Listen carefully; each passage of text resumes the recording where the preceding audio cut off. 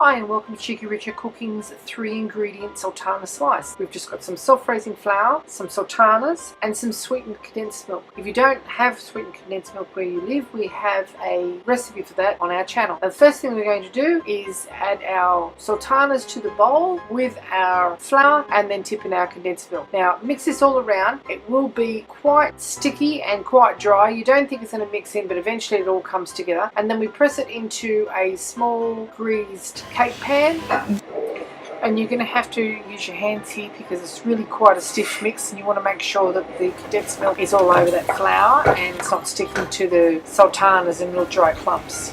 And that's all you have to do.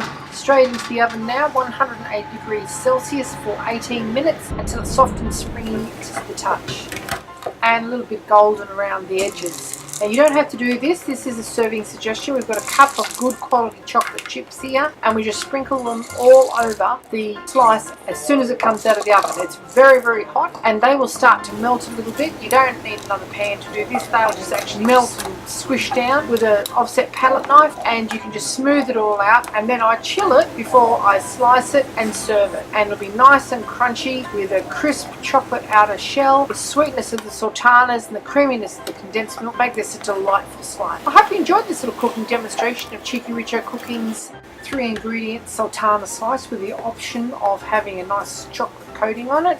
If you'd like to see more interesting recipes and ideas, just check out our cheekyricho Cooking channel, and don't forget to please subscribe, and do come back and visit us again soon. We've got so much more to show you, and we're uploading lots of videos. And thank you very much for watching.